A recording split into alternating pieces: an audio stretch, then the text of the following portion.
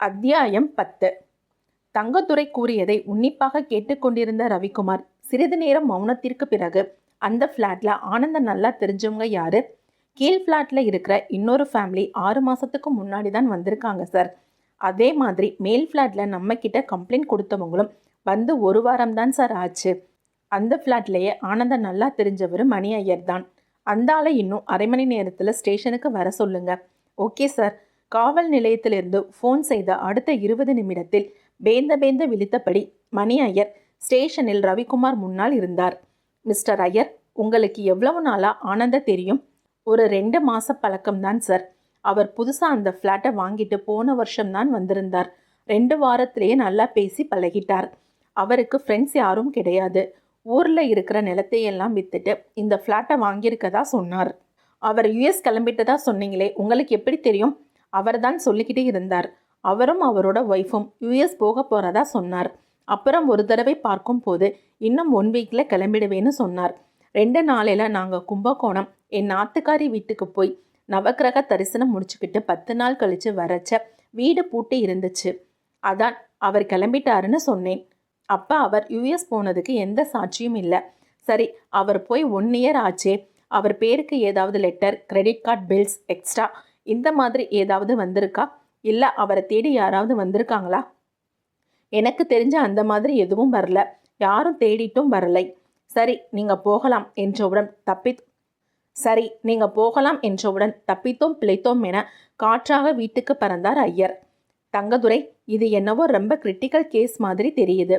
நீங்கள் இன்னும் கொஞ்சம் டீப்பாக இறங்கி சில டீட்டெயில்ஸ் எடுக்கணும். அப்போ தான் நாம் அந்த வீட்டுக்குள்ளே போக பர்மிஷன் வாங்க முடியும். நீங்கள் முக்கியமாக பண்ண வேண்டியது ஆனந்தோட bank details, passport ID details எப்படியாவது அவங்க கம்பெனிலேயோ இல்லை ஃப்ரெண்ட்ஸ் கிட்டேயோ கலெக்ட் பண்ணுங்கள். அவர் அக்கௌண்ட் வழியாக இல்லை ஏடிஎம் கார்டு மூலமாக ரீசண்டாக ஏதாவது டிரான்சாக்ஷன் இருக்கான்னு செக் பண்ணுங்கள். அந்த பாஸ்போர்ட் டீட்டெயிலை வச்சு கடைசியாக எந்த கண்ட்ரியில் செக்இன் ஆயிருக்காருன்னு பாருங்கள்.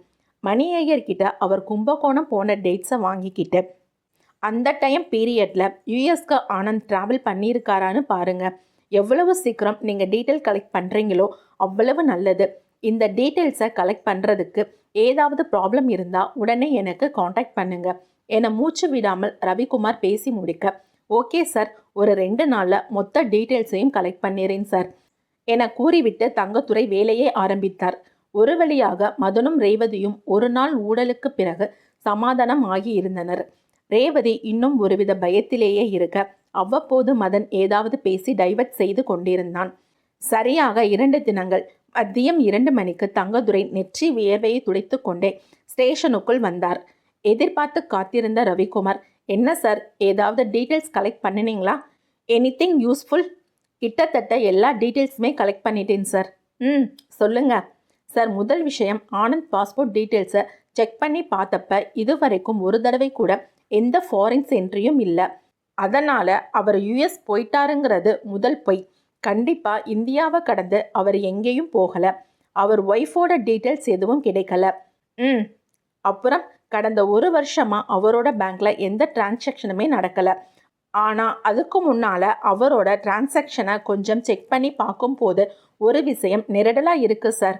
அவர் யுஎஸ் கிளம்பினதாக சொல்லப்பட்ட அந்த நாட்களுக்கு சுமார் 6 மாதத்துக்கு முன்னால் இருந்து அவரோட அக்கௌண்ட்டில் ஒவ்வொரு மாதமும் கம்பெனி சம்பளம் இல்லாத 10 லட்சமாக 50 லட்சம் 5 மாதத்தில் கிரெடிட் ஆகிருக்கு. ஆனால் அது கிரெடிட் ஆன 2-3 நாளிலேயே அப்படியே வித்ட்ராவலும் பண்ணப்பட்டிருக்கு. குட், இது போதும். அந்த வீட்டுக்குள்ளே போக மற்ற டீட்டெயில்ஸ் எல்லாமே நமக்கு அங்கேயே கிடைச்சிடும். உடனே இதை ஒரு ஸ்டேட்மெண்ட்டாக ரெடி பண்ணி உடனே அந்த வீட்டுக்குள்ளே போக அப்ரூவல் வாங்குங்க இன்னைக்கே. Okay sir. சார், அப்புறம் என்னோட டவுட் என்னன்னா ஓகே சார். சார், அப்புறம் என்னோட டவுட் என்னன்னா சொல்லுங்க. ரேவதி மேடம் ஏதோ பொண்ணு படிக்கட்டில் உட்கார்ந்துருந்ததை பார்த்தேன்னு சொல்கிறாங்க. அநேகமாக ஆனந்த் அவர் ஒய்ஃபை ஏதாவது பண்ணிட்டு அந்த வீட்டில் இருந்து எஸ்கேப் ஆகிருக்க சான்ஸ் இருக்குது சார். ரவிக்குமார் லேசாக சிரித்து கொண்டே, என்ன சார், அப்போ அன்னைக்கு அவங்க அந்த படிக்கட்டில் பார்த்தது ஆனந்தோட ஒய்ஃப் ஆவின்னு சொல்ல வர்றீங்களா? என்ன சார், நம்மெல்லாம் போலீஸ்காரங்க, இந்த மாதிரி பேசக்கூடாது. போய் அப்ரூவலுக்கு ரெடி பண்ணுங்க. இல்லை சார், என் மனசில் தோணுனதை சொன்னேன் என்று சொல்லிவிட்டு திரும்பி சீட்டுக்கு சென்று வேலையை தொடர்ந்தார் தங்கதுரை. மணி சரியாக இரவு 9. பொலேரோவில் வீட்டுக்கு சென்று கொண்டிருந்த ரவிக்குமாரின் செல்போன் அழைத்தது. மறுமுனையில் தங்கதுரை. சொல்லுங்க தங்கதுரை. சார், அந்த வீட்டுக்கு போய் சர்ச் பண்ண ஆர்டர் வாங்கியாச்சு சார். காலையில் போயிடலாமா சார்? என்னது, காலையிலையா? நோனோ, உடனே இன்னைக்கே நைட்டே கிளம்புறோம். எனக்கு ஏதோ தப்பாக படுது. நான் வீட்டில் டிஃபன் முடிச்சுக்கிட்டு 1 ஹவரில் வந்துடுறேன். நீங்களும் சாப்பிட்டு ரெடியாக இருங்க. இன்னும் 2 பேரை கூட ரெடி பண்ணிடுங்க. எதுக்கும் லோக்கல் ரிப்போர்ட்டர் ஒருத்தருக்கு இன்ஃபார்ம் பண்ணிடுங்க. Okay sir. ரவிக்குமார், தங்கதுரை மற்றும் 2 போலீஸ்காரர்கள் அந்த ஃப்ளாட்டை அடைந்திருந்த போது மணி இரவு 10:30. ரிப்போர்ட்டர் ஒருவர் ஏற்கனவே வந்து வெளியில் காத்திருந்தார். காலடி சப்தங்கள் மணி ஐயரையும் மதன் ரேவதியையும் வீட்டுக்குள் இருந்து வெளியே கொணர்ந்தது. மணி ஐயர் மாடி படிக்கட்டுகளில் நின்று வேடிக்கை பார்த்து கொண்டிருக்க, மதனும் ரேவதியும் அவர்கள் வீட்டு வாசற்படியிலேயே நின்று ஒருவர் முகத்தை ஒருவர் பார்த்து கொண்டிருந்தனர். காவலாளி ஒருவர் கையில் வைத்திருந்த பெரிய இரும்பு கம்பியால் அந்த பிளாட்டின் கிரில் கேட்டில் தொங்கிக் கொண்டிருந்த பூட்டின் தலையில் மடார் மடார் என 4 போடு போட வலி தாங்காமல் வாயை பிளந்தது. அதற்கு பின்னிருந்த பிளாட்டின் மெயின் கதவை ஒரு பெரிய கடப்பாறையை வைத்து நம்ப 10 நிமிட போராட்டத்திற்கு பிறகு சுவற்றின் ஒரு சிறிய சில்லை பேத்து கொண்டு திறந்து கொண்டது. முதலில் ரவிக்குமார் வீட்டுக்குள் வலது பக்க இடுப்போரம் இருந்த பிஸ்டலில் கையை வைத்தபடி காலடி எடுத்து வைக்க, தங்கத்துரையும் மற்ற 2 போலீஸ்களும் பின்னால் தொடர்ந்தனர். மதன், ரேவதி, ஐயர் மூவரும் கதவோரமாக நின்று எட்டி எட்டி பார்த்து கொண்டிருந்தனர். ரவிக்குமார் ஒவ்வொரு அடியாக மெல்ல மெல்ல எடுத்து வைக்க, தற்காலிக லைட் ஒன்றை உயிர்ப்பித்து வீட்டுக்கு வெளிச்சமூட்டினார். வீடு முழுக்க கால் வைத்தால் அச்சு பதியும் அளவிற்கு சிறு சிறு மணல் குப்பைகள், அங்கங்கு களைத்து போடப்பட்ட சிறு சிறு பொருட்கள் என 1 வருடத்திற்கு முன்பு பயன்படுத்தப்பட்ட வீடு என்பதை சொல்லாமலேயே நிரூபித்திருந்தது. லேசாக பழைய புத்தகங்களிலிருந்து வரும் வாசனையைப் போல நெடி ஏறியது. 2 பெட்ரூம் மற்றும் கிச்சன்கள் உடைய அந்த வீட்டை 5 நிமிடத்தில் இன்ச்சு இன்ச்சாக அளந்தனர் 4வரும். சமீபத்தில் ஆள் நடமாட்டம் இருப்பதற்கான எந்த அறிகுறியும் அந்த வீட்டில் காணப்படவில்லை. மேலும் ரேவதி கேட்ட அந்த சத்தம் வந்ததற்கு வீட்டில் எந்த பகுதியும் உடைக்கப்படாமல் அழகாகவே இருந்தது. வீடு முழுவதும் சுற்றிவிட்டு ஏமாற்றமே மிஞ்சி மேல் நோக்கி பார்த்த ரவிக்குமாருக்கு கண்ணில் அது பட்டது. பெட்ரூமில் பிளைவுட் கதவுகள் போட்டு பூட்டப்பட்டிருந்த லாஃப்ட் அது. வெளியூர் செல்லும் அனைவரும் லாஃப்ட்டுகளுக்கு பூட்டு போட்டு பூட்டி செல்வது புதிதல்ல. சற்று பார்வையை லாஃப்ட் கதவுகள் மேல் பதிய செய்ய சற்றென்று ரவிக்குமாரின் முகம் மாறியது. அந்த பிளைவுட் கதவுகளின் இடுக்குகள் அனைத்தும் செலோ டேப்புகளால் காற்று புகாதவாறு அடைக்கப்பட்டிருந்தது. தங்கதுரை, அந்த லாஃப்டை ஓப்பன் பண்ண சொல்லுங்க என்றவுடன் அருகிலிருந்த இருவர் ஒரு ஸ்டூலில் ஏறி கம்பியால் லாஃப்டின் கதவுகளின் பூட்டுக்களை 1 நிமிடத்தில் தகர்த்தனர். அதை ஓப்பன் பண்ணுங்க என ரவிக்குமார் சொன்னவுடன் ஒரு காவலாளி லாஃப்டின் ஒரு கதவை மெல்ல திறந்ததுதான் தாமதம். குப்பென வீசியது அந்த நாற்றம். கன நேரத்தில் வீடு முழுவதும் துர்நாற்றம் பரவ மற்றொரு காவலாளி இரவு சாப்பிட்டதை அந்த இடத்திலேயே கக்கினார். வேக வேகமாக கர்ச்சீஃபை எடுத்து மூக்கிற்கு கொடுத்து பாக்கெட்டில் வைத்திருந்த டார்ச்சை எடுத்து மெல்ல லாஃப்டில் உள்ளே அடிக்க, அவர் கண்ட காட்சி முகத்தின் இரத்த ஓட்டத்தை நிறுத்தி வெளிர் நிறமாக்கியது. கிட்டத்தட்ட முழுமையாக அழுகிவிட்ட ஒரு உரு தெரியாத தலையற்ற மனித உடல் லாஃப்டின் உள்ளே மடிந்து காணப்பட்டது. அத்தியாயம் 11. ஆறுமுகத்திற்கு 1 நிமிடம் அடி வயிற்றையே புரட்டி போட்டது அவன் கண்ட காட்சி. இதுவரை இவ்வளவு கோரமான ஒரு நிகழ்வை அவன் கண்டதில்லை. கால்கள் உடலை தாங்கி பிடிக்க மறுத்து நடுங்க ஆரம்பிக்கவே மெதுவாக ஒரு மரத்தை தாங்கி பிடித்து கொண்டு மெல்ல கீழே உட்கார்ந்தான். திருச்சாமி பலி கொடுக்கப்பட்டது ஒரு வகையில் அதிர்ச்சியை கொடுத்தாலும் தன் மகன் இல்லையே என்ற ஒரு சிறு ஆறுதல் மனதில் இருந்தது. என்ன செய்வது? விடிந்து இந்த விஷயம் ஊரில் எவரேனும் தெரிந்தால் நம் நிலைமை என்ன ஆவது? பஞ்சவர்ணமும் மகன்களும் எங்கே என்னும் பல கேள்விகள் மனதை குடைய ஆரம்பித்திருந்தன. திடீரென்று ஒரு யோசனை. பலன் இருக்குமா என்று தெரியாவிட்டாலும் முயற்சி செய்து பார்க்கலாம் என முடிவு செய்தான். முகத்தில் வழிந்த வியர்வையை கையால் சுற்றி துடைத்து கொண்டு அரிக்கன் விளக்கை எடுத்து நடக்க ஆரம்பித்தான். மலையம்மன் அருகில் சென்று மனதிற்குள்ளேயே தன் நிலைமையை கொட்டி தீர்த்து காலை தொட்டு வணங்கி அங்கிருந்த குங்குமத்தை நெற்றியில் இட்டு கொண்டு நடக்க ஆரம்பித்தான். 10 நிமிட நடைபயணத்தில் அந்த வீடு வந்தது. குளிர் உடம்பில் வெப்பநிலையை கணிசமாக குறைத்து கொண்டிருக்க வரிசையாக அமைந்திருந்த 5 வீடுகளில் 3வது வீட்டின் கதவை தட்டினான். டொக் டொக் டொக். எந்த பதிலும் இல்லை. சிறு இடைவேளைக்கு அப்புறம் மீண்டும் கதவு தட்ட உள்ளிருந்து ஒரு ஆண் குரல், யாருப்பா இந்த நேரத்துல? நான் தான் ஆறுமுகம் என்று தொண்டை அடைத்த குரலில் கூற கதவு திறக்கப்பட்டது.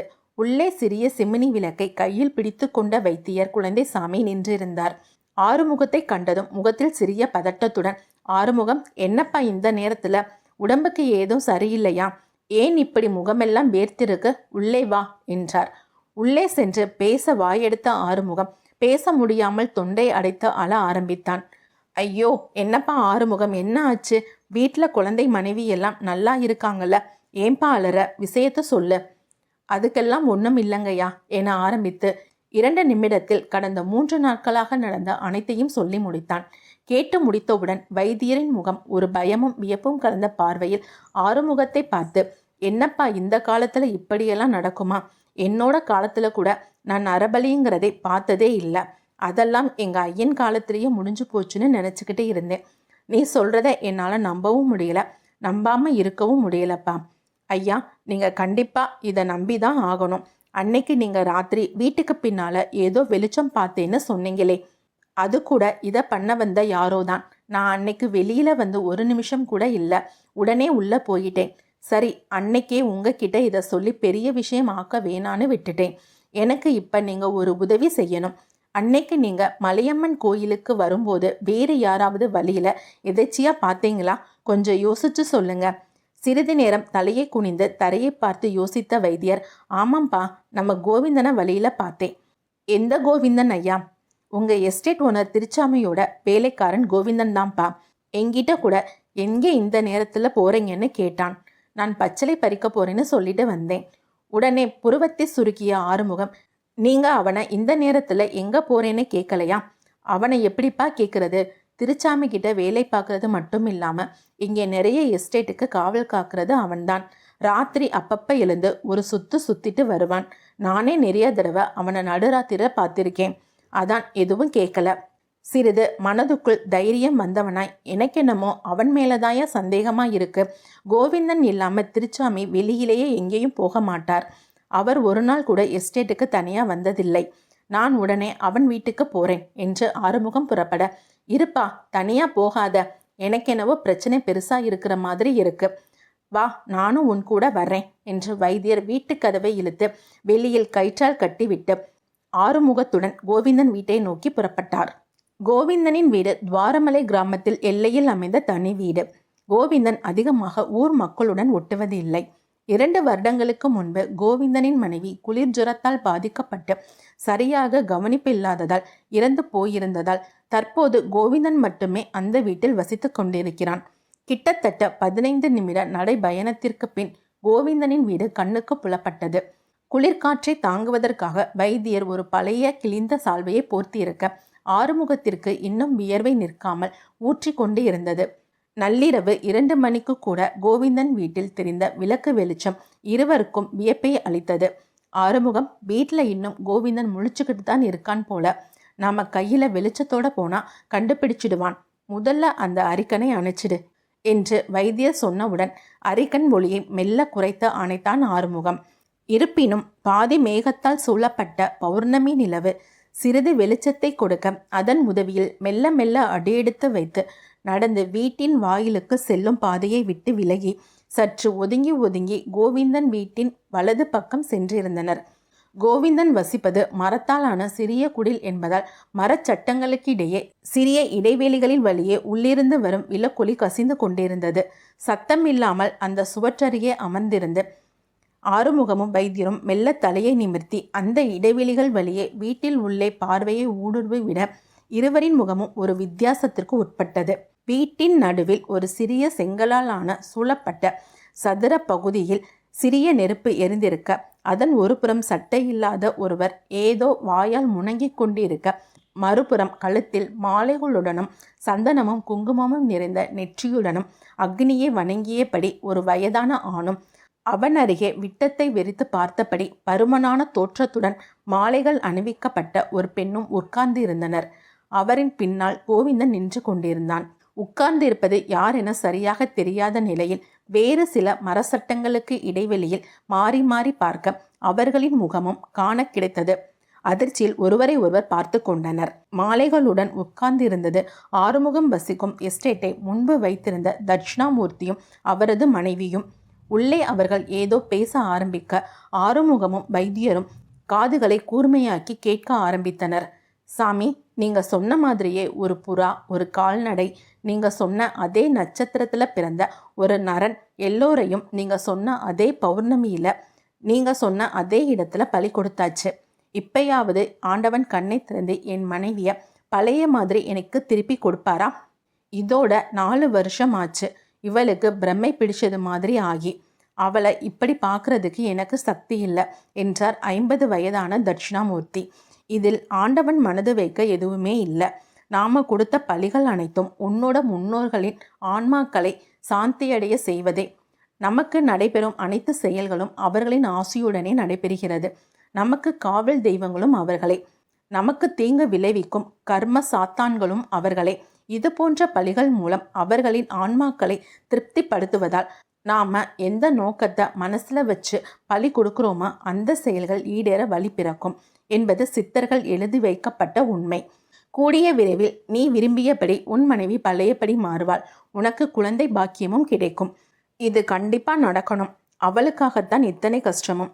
போன வருஷம் நீங்க என்கிட்ட இந்த பரிகாரத்தை சொன்னதும் நீங்க சொன்ன நட்சத்திரத்துல உள்ள ஒருத்தனை தேடி திரிஞ்சோம். அப்பத்தான் திருச்சாமிக்கு அந்த நட்சத்திரம்னு தெரிஞ்சிச்சு.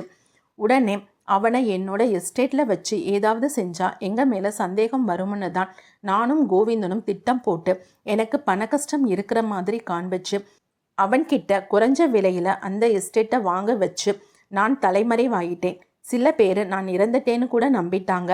எல்லாம் நல்லா அமைஞ்சு வந்தவுடன் இன்னைக்கு ராத்திரி எஸ்டேட்ல பெரிய பிரச்சனைன்னு சொன்னதும் உடனே கிளம்பி வந்துட்டான் திருச்சாமி.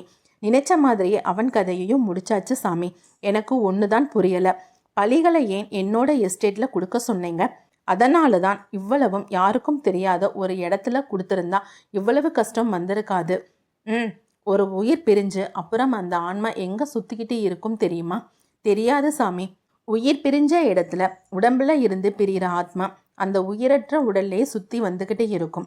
சரீரத்தை நாம இடுகாட்டில் எடுத்துட்டு போகிற வரைக்கும் அதை தொடர்ந்தே வர்ற ஆத்மா இடுகாட்டில் உடல் அழிக்கப்பட்டதும் அதன் பிறகு எங்கே செல்லுவது என்று தெரியாமல் அந்த இடுகாட்டிலேயே தனது சரீரத்தை தேடி தேடி அலைந்து கொண்டிருக்கும். நீ வைத்திருந்த அந்த எஸ்டேட் தான் நம் முன்னோர்களின் இடுகாடு என்பதை மறந்து விடாதே. இப்ப தெரிந்திருக்கும் நான் ஏன் அங்கு பலியிடச் சொன்னேன்னு என்று சொல்லிவிட்டு திரும்பிய சடையப்ப சாமியாரின் முகத்தை கண்டதும் ஆறுமுகத்திற்கு அடுத்த அதிர்ச்சி. ரொம்ப நன்றி சாமி. ஏதோ என் மனைவி எனக்கு திரும்ப கிடைச்சிட்டா போதும் என்று சொல்லிவிட்டு கோவிந்தனை நோக்கி, கோவிந்தா, திருச்சாமி மலையில இருந்து தவறி விழுந்து இறந்துட்டதா ஊரை நம்ப வச்சிரு ஐயா என கோவிந்தன் இழுக்க, என்னையவே செத்துட்டான்னு ஊரை நம்ப வச்ச உனக்கு இது ஒரு பெரிய விஷயம் இல்லை. திருச்சாமிக்கு வேற யாரும் இல்லை. ஊரை பொறுத்த அளவுக்கு இனிமே நீதான் அந்த எஸ்டேட்டுக்கு முதலாளி. லேசான புன்னகையுடன், சரிங்கய்யா. ஆனா அந்த திருச்சாமி ஆறுமுகத்தோட குடும்பத்தை குடி வச்சிருக்காரே, அவனை என்ன பண்றது? இப்ப நடந்த விஷயம் ஏதாவது அவனுக்கு தெரியுமா? நாம 3 பேரை தவிர ஒரு காக்காவுக்கு கூட தெரியாது முதலாளி. காதும் காது வச்ச மாதிரி செஞ்சு முடிச்சிருக்கேன். ஆனா முந்தானேத்து விடிய கால 4:30க்கு அந்த கோழி தலையை எடுத்து அப்புறப்படுத்த போகும்போது மட்டும் அதை காணல. ஏதாவது பூனை சாப்பிட்டு இருக்கும். நேத்தா அந்த ஆட்டை தடம் தெரியாம அப்புறப்படுத்திட்டேன். இன்னும் கொஞ்ச நேரத்துல திருச்சாமியும் இருந்த இடம் தெரியாம பண்ணிடுறேன். அப்புறம் என்னடா, ஆறுமுகம் பிள்ளை குட்டிக்காரன், நிம்மதியா இருந்துட்டு போகட்டும், அவனை எதுவும் தொந்தரவு பண்ணாத என்ற தட்சிணாமூர்த்தியிடம். சரிங்கய்யா என தலையாட்ட ஆறுமுகமும் வைத்தியரும் அந்த இடத்தை விட்டு மெல்ல நகர ஆரம்பித்தனர். 10 நிமிட மௌனமான நடை பயணத்திற்கு பிறகு, ஆறுமுகம், உன்கிட்ட ஒன்று சொல்ல மறந்துட்டேன். பஞ்சவர்ணமும் உன் பசங்களும் பொழுது சாய நம்ம மாரியப்பன் வீட்டில் உட்கார்ந்து பேசிக்கிட்டு இருந்தாங்க. அநேகமா நீ வர நேரமானதால அங்கேயே தூங்கி இருப்பாங்கன்னு நினைக்கிறேன் என்றார். நம்ப முடியாத பல சம்பவங்கள் நடந்தேறி இருந்தாலும் தன் குழந்தைகள் பாதுகாப்பாக இருப்பது மனதிற்கு நம்பிக்கையை அளித்தது. வைத்தியரிடம் பதில் எதுவும் சொல்லாமல் கூடிய விரைவில் வேறு இடத்திற்கு குடியேற வேண்டும் என்ற எண்ணத்தை மனதில் ஒட்டி கொண்டு நடந்து வந்தான். சிறிது நேரத்தில் மலையம்மன் கோவில் வர வைத்தியர் வீட்டுக்கு பிரியும் வழியில், ஆறுமுகம், நாம இன்னைக்கு பார்த்தத நமக்குள்ளேயே இருக்கட்டும் யா, அதான் எல்லோருக்கும் நல்லது என்று கூறிவிட்டு அவர் வீட்டுக்கு நடந்து செல்ல, மறுநாள் கோவிந்தன் நடத்தவிருக்கும் நாடகத்தை கண்முன்னே ஓட்டியவாறு தன்னுடைய வீட்டை நோக்கி நடந்தான் ஆறுமுகம். அத்தியாயம் 12. 1 வருடத்திற்கு மேலாக அடைத்து வைத்திருந்ததில் கிட்டத்தட்ட மொத்த உடலுமே உருக்குலைந்து போய் கீழ்ப்பாகத்தில் உள்ள எலும்புகளை காட்டியிருந்தது. 10 வினாடிகளுக்கு மேல் ஒருவரால் அந்த உருவத்தை பார்க்க முடியாத அளவு கொடூரமாக சேதமடைந்திருந்தது. 30 வினாடிகளுக்கு பிறகே ரவிக்குமார் சற்று நிதானத்திற்கு வந்து அந்த உடலை மீண்டும் உற்று நோக்க தலைப்பகுதி இருக்க வேண்டிய இடம் வெறுமையாக கழுத்து பகுதியோடு துண்டிக்கப்பட்டு இருந்தது. 5 நிமிடத்தில் துர்நாற்றம் வெளியே பரவ அவரவர்கள் கதவை மூடிக்கொண்டு உள்ளே சென்றனர். ரேவதிக்கு என்ன செய்வதென்றே புரியவில்லை. கண்களிலிருந்து தண்ணீர் தாரை தாரியாக வலிய தொண்டை வார்த்தைகளை வெளிவிடாமல் அடைத்தது. மதன் தண்ணீரை கொடுத்து ஆறுதல் படுத்தி கொண்டிருக்க மணி ஐயர் நின்றிருந்த இடம் தெரியாமல் மறைந்திருந்தார். புகைப்படங்கள் அனைத்தும் எடுக்கப்பெற்று உடலை அந்த வீட்டிலிருந்து எடுத்துச் செல்லும் போது மணி விடியற்காலை 4. தூக்கமின்மையால் ரவிக்குமாருக்கு கண்கள் கோபை பலமாகி இருந்தது. சார், நீங்க போய் ரெஸ்ட் எடுத்துக்கிட்டு காலையில வாங்க, நான் இங்கே இருக்கேன் என்றார் தங்கதுரை. இல்ல தங்கதுரை, பரவாயில்ல, இன்னும் கொஞ்ச நேரம் தானே, முடிச்சுட்டு போயிடலாம் என கூறி தலையின் 2 புறங்களையும் கைகளால் பிடிக்க, சார் ஏன் சார் இவ்வளவு அப்செட்டா இருக்கீங்க? நாம இதை விட கொடூரமாக எவ்வளவோ பாடிகளை பார்த்துருக்கோம். இதுக்கு ஏன் சார் ரொம்ப மூட் அவுட் ஆகி இருக்கீங்க? இல்லை தங்கதுரை, எனக்கு அந்த பாடியை பார்த்த அந்த செகண்ட்ல இருந்து இப்போ வரைக்கும் நீங்கள் ஸ்டேஷனில் என்கிட்ட சொன்ன அந்த வார்த்தை தான் மனசில் ஓடிக்கிட்டு இருக்கு. உண்மையிலேயே இந்த பேய்ங்க ஆவிங்கெல்லாம் இருக்கா? அந்த பொண்ணு பார்த்தது ஒருவேளை நீங்கள் சொன்ன அந்த பெண் தானா? எனக்கு இதுவரைக்கும் இந்த மாதிரி விஷயங்களில் எல்லாம் நம்பிக்கை இருந்ததே இல்லை. சார், என்ன சார், நான் ஏதோ சும்மா பேச்சு வாக்கில் சொன்னேன், அதுக்கு போய் இப்படி ஏன் சார் அப்செட் ஆகியிருக்கீங்க என தங்கதுரை நிலைய. சரி, நீங்கள் இதுக்கு முன்னால் இது மாதிரி பேய் சம்பந்தமான கேஸுங்க ஏதாவது பார்த்துருக்கீங்களா? ஊரில் 2-3 பேரை பார்த்துருக்கேன் சார். சிட்டிக்கு வந்ததுக்கு அப்புறம் அந்த நம்பிக்கையெல்லாம் செல்லாமல் போச்சு சார். சரி, அந்த கேஸுங்களை பற்றி சொல்லுங்க, எனக்கு போர் அடிக்குது, கொஞ்ச நேரம் கேட்டுதான் பார்க்குறேன் என கூறி ரவிக்குமார் சிரிக்க தங்கதுரை அவர் சின்ன வயதாக இருந்தபோது அவர் கிராமத்தில் பேய் பிடித்து ஆடிய நபர்களின் கதைகளை ஒவ்வொன்றாக சொல்ல ஆரம்பித்தார். மணி அதிகாலை 6 தொட்டி இருந்தது. போர்ட்டிகோவில் 2 பிளாஸ்டிக் சேர்கள் போட்டு உட்கார்ந்திருந்தனர் ரவிக்குமாரும் தங்கதுரையும். சிறிது நேரத்தில் அழுது வீங்கிய முகத்துடன் கையில் 2 காப்பி டம்ளர்களுடன் ரேவதி நெருங்கினாள். ஏமா இதெல்லாம்? அம்மா, முகம் அழுத மாதிரி இப்படி வீங்கி இருக்கு, தூங்கவே இல்லையா என தங்கதுரை கேட்க, இல்லை சார், தூக்கமே வரல என ரேவதி பதிலளிக்க, அவள் வந்ததிலிருந்து அவள் முகத்தை பார்த்து கொண்டிருந்த ரவிக்குமார், மேடம், கேட்குறேன்னு தப்பா நினைச்சுக்காதீங்க, உண்மையிலேயே நீங்க அன்னைக்கு ஒரு பெண்ணை படிக்கட்டில் பார்த்தீங்களா என்றதுதான் தாமதம். பொலப்பளவென கண்ணீர் கொட்டியது ரேவதியின் கண்களில் இருந்து. 10 வினாடிகளுக்கு மேல் நிற்க முடியாமல் அந்த இடத்தை விட்டு வேக வேகமாக மாடிக்கு ஓடி கதவை தாளிட்டு கொண்டாள். கைரேகை பதிவுகள் அனைத்தும் எடுக்கப்பெற்று ஆனந்தின் ஃப்ளாட் மூடப்பட்டு சீல் வைக்கப்படும் போது காலை மணி 8:30. தங்கதுரை, இன்னைக்குள்ள போஸ்ட்மார்ட்டம் ரிப்போர்ட் வந்துடணும். நீங்கள் வீட்டுக்கு போய் ரெஸ்ட் எடுத்துட்டு ஈவினிங் அதை கலெக்ட் பண்ணிட்டு எனக்கு கூப்பிடுங்க. நாம் எதுக்கும் ஒரு தடவை ஈவினிங் இந்த ஃப்ளாட்டுக்கு வந்து ஏதாவது எவிடன்ஸ் கிடைக்குதான்னு பார்ப்போம் என்றவுடன், ஓகே சார் என கூறிவிட்ட தங்கதுரை அரை தூக்கத்தில் வீட்டுக்கு சென்றார். 2 வார விடுமுறை எடுத்து அன்றுதான் மதன் ஆஃபீஸுக்கு கிளம்பி கொண்டிருந்தான். மதன், இந்த சுச்சுவேஷன்ல நீ என்னை தனியா விட்டுட்டு போகணுமா? எனக்கு உண்மையிலேயே ரொம்ப பயமா இருக்கு. அந்த வீட்டை பார்க்கும் போதே எனக்கு ஏதோ மாதிரி இருக்கு. ரேவதி, உனக்கே தெரியும், இந்த 2 வாரமா லீவு எடுத்ததுக்கே ஆஃபீஸில் இருந்து எவ்வளவு ஃபோன் கால்ஸ் வந்துச்சுன்னு. இன்னைக்கும் லீவு எடுத்தேனா அப்புறம் நாளையிலிருந்து நான் வீட்டில் இருக்க வேண்டியது தான். எதுக்கும் பயப்படாத, கொஞ்ச நேரம் கழிச்சு உனக்கு ஏதோ மாதிரி இருந்தா கீழ் வீட்டு ஆண்டி கூட பேசிக்கிட்டு இரு, எல்லாம் சரியாயிடும் என கூறி நெற்றியில் ஒரு முத்தத்தை இட்டு வேலைக்கு கிளம்பினான். மணி சரியாக மாலை 4 தொட்டது. தூக்கம் வராமல் வெகு நேரம் புரண்டு புரண்டு படுத்து கொண்டிருந்த ரவிக்குமாரின் செல்போன் அழைக்க மறுமுனையில் தங்கதுரை உடம்பை நெட்டி முறித்தபடி, சொல்லுங்க தங்கதுரை. சார், போஸ்ட்மார்ட்டம் ரிப்போர்ட் கைக்கு கிடைச்சிருச்சு சார். ஆனா? சொல்லுங்க, என்ன ஆனா? நீங்க தான் சார் கரெக்ட் என தங்கதுரை மெல்லிய குரலில் இழுக்க, நான் தான் கரெக்டா? என்ன சொல்றீங்க தங்கதுரை? எனக்கு ஒண்ணுமே புரியல. பேய் பிசாசு மேலே எல்லாம் நம்பிக்கை இல்லைன்னு சொன்னீங்களே சார், அதுக்கு சொன்னேன். அதுக்கும் இதுக்கும் என்ன சம்பந்தம்? கொஞ்சம் தெளிவா சொல்லுங்க என ரவிக்குமார் கேட்டதும், செத்தது லேடி இல்லை சார், 30 வயசுக்குள்ள உள்ள ஒரு ஆண். இதயத்திலிருந்து மொத்த இரத்தமும் சட்டென்று மூளையை நோக்கி பாய ரவிக்குமாருக்கு தூக்கம் பறந்து போனது. விறுவிறுவென கிளம்பி 5 மணிக்கு அந்த ஃப்ளாட்டை அடைய தங்கதுரை ஏற்கனவே அங்கு நின்றிருந்தார். என்ன தங்கதுரை, நான் இதை கொஞ்சம் கூட எதிர்பார்க்கல. நீங்கள் சொன்ன அந்த கான்செப்ட் உண்மையாக இருந்தால் இங்கே இன்னொரு லேடி பிணம் எங்கேயாவது இருக்கணும் தானே? சார், நான் தெரியாமல் சொல்லிட்டேன் சார், அதை மறந்துடுங்க என கெஞ்சாத குறையாக தங்கதுரை ரவிக்குமாரை கேட்க சிரித்தபடி இருவரும் மேலே சென்றனர்.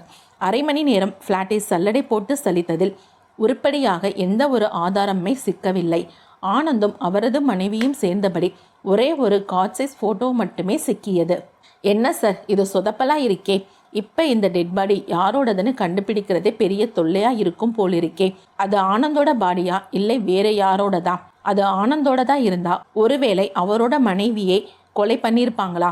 இல்லை 2 பேருமே சேர்ந்து வேற யாரையாவது கொலை பண்ணிட்டு எஸ்கேப் ஆயிட்டாங்களா என ரவிக்குமார் புலம்ப, சார் அங்கே பாருங்க என தங்கதுரை கூப்பிட அண்ணாந்து பார்த்த ரவிக்குமாரின் முகத்தில் சிறிய ஒளி. அந்த மேஜையின் மேல் வைக்கப்பட்டிருந்த ஹெல்மெட்டை நோக்கி சென்ற ரவிக்குமார், இதை பத்திரமா ஒரு டெஸ்ட் பேக்கில் எடுத்துக்கோங்க, இதை வச்சு கேஸில் ஓரளவு கிளாரிட்டி கொண்டு வந்துடலாம் என கூற தங்கதுரை கைரேகை பதியாமல் அந்த ஹெல்மெட்டை ஒரு பெரிய சைஸ் பாலித்தீன் பைக்குள் நுழைத்தார். டொக் டொக் டொக் கதவு தட்டும் சத்தம் கேட்டு சுயநினைவுக்கு வந்த ரேவதி கதவை திறக்க வெளியில் ரவிக்குமாரும் தங்கதுரையும் நின்றிருந்தனர். உள்ளே வாங்க சார் என அழைத்து அருகில் இருந்த சோஃபாவில் அமரச் செய்தாள். என்னம்மா, நார்மல் ஆயிட்டியா? புதுசாக பார்க்குறதால உன்னால் பொறுத்துக்க முடியலை. இதெல்லாம் பழகிட்டதால எங்களுக்கு ஒன்றும் தெரிய மாட்டேங்குது. கொஞ்சம் தண்ணி கூடமா என கேட்க உடனே ஃப்ரிட்ஜில் இருந்து ஒரு பாட்டிலில் தண்ணீரை எடுத்து நீட்டினாள். ரவிக்குமார் அதை வாங்கி தொண்டைக்கு கொடுக்க, ஏமா கூலிங் இல்லாத தண்ணி இல்லை என்றார் தங்கதுரை. கேன் வாட்டர் தீந்து போச்சு சார். 1/2 hour முன்னாடி தான் கால் பண்ணி சொன்னேன். இப்போ வந்துடும் சார், 5 நிமிஷம் இருங்க என கிச்சனுக்குள் நுழைந்தவள் சிறிது நேரத்தில் 2 காஃபி டம்ளருடன் வந்தாள். எங்களால் உங்களுக்கு வேற வீண் சிரமம் என ரவிக்குமார் கூற, இதில் என்ன சார் இருக்கு, பரவாயில்லை என்றாள் ரேவதி.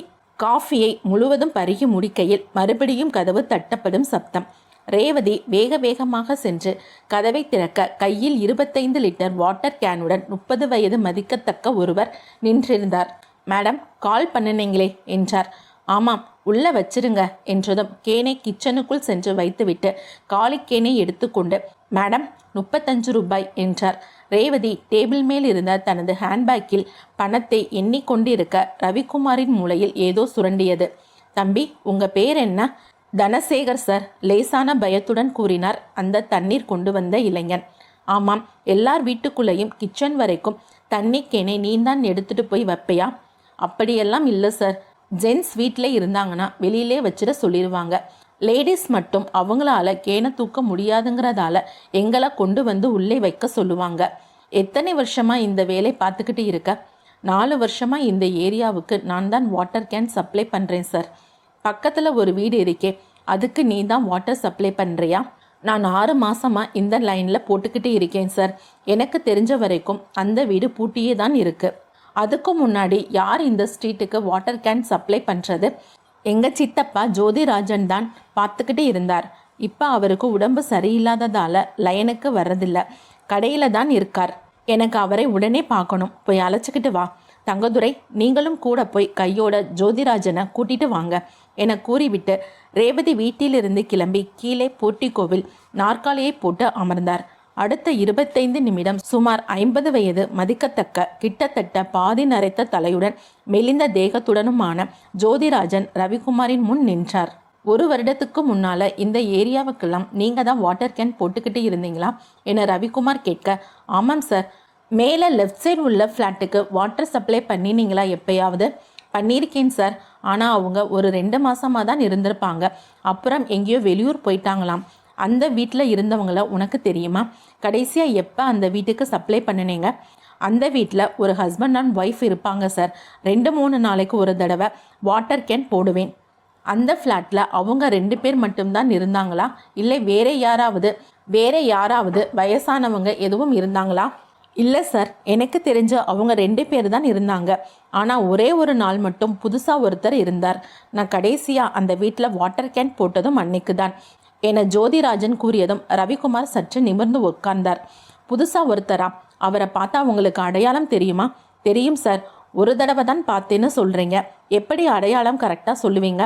இல்லை சார், வழக்கமாக எப்போ வாட்டர் கேன் கொண்டு வந்தாலும் நான் தான் கிச்சன் வரைக்கும் கொண்டு போய் போடுவேன். அந்த சார் எப்பவும் கம்ப்யூட்டரில் வேலை பார்த்துக்கிட்டு இருப்பார். அந்த மேடம் என்னையே உள்ளே கொண்டு வந்து வைக்க சொல்லுவாங்க. அன்னைக்கு மட்டும் கதவை தட்டும் போது ஒருத்தர் திறந்து கேனை வெளியவே வச்சுட்டு போக சொன்னார். 2 கேனுக்கு 70 ரூபாய்க்கு 500 ரூபாய் கொடுத்தார். எங்கிட்ட சேஞ்ச் இல்லாததால் லைன் முடிச்சுட்டு வந்து தரேன்னு சொல்லிட்டு போனேன்.